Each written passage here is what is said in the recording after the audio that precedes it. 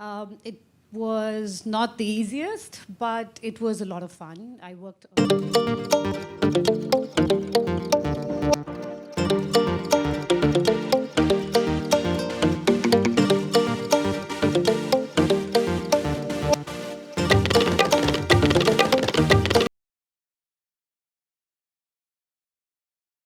What that journey was like for you.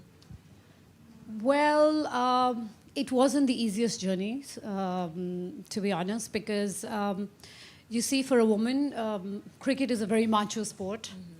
It's a man's world out there. It was easier to fit in the world of cinema as opposed to fitting in the world of sports. But I think I'd like to rewind and go when I was a little girl. My father, he always told me that Indian girls, when they're little, they're dependent on their fathers. When they are married, they're dependent on their husbands. And when they are older, they're dependent on their sons. So I do not want you to be like that. I want you to be independent. I want you to have a mind of your own. And the only way you can do that is if you are financially independent, you can work. So I always had that mindset that I wanted to work. And it didn't matter if, whatever your field is, like I studied criminal psychology and I became an actor. So life is very spontaneous. It's not like you make plans and you say, okay, I want to do this, but you end up doing something else. So I didn't think when I was acting I would ever get into the world of sport. But one day I found an opportunity and I decided I wanted to do it.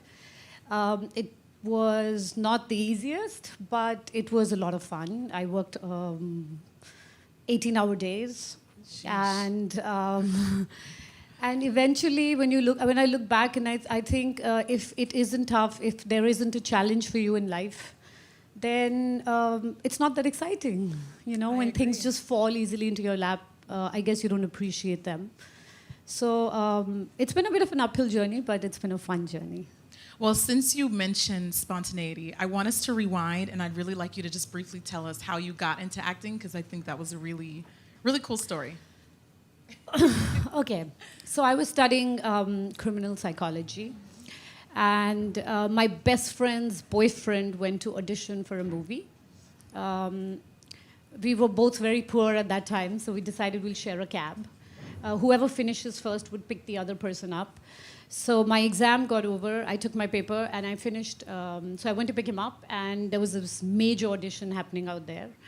I, of course, was always hungry at that time. So since I didn't know what to do, I went to the corner and I started eating and I saw the director out there and he just looked at me and he was like, so what are you going to do for me today? And I was like, nothing. And he was like, all right. I said, no, I'm sorry, I haven't come here to audition. I've just come here to pick up my friend.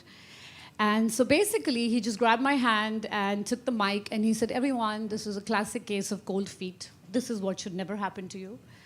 And he basically just put me in the spot and asked me to audition. And I was like, I don't really know how to audition. And he was like, just do whatever you want to do. So I just mumbled and jumbled. And I don't even know what I did. But 2 weeks later, he asked me to do the movie.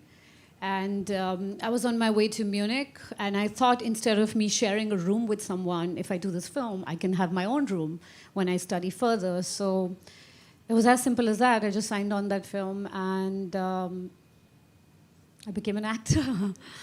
I mean, the film never happened, but he did this big interview as to how I would be this big star.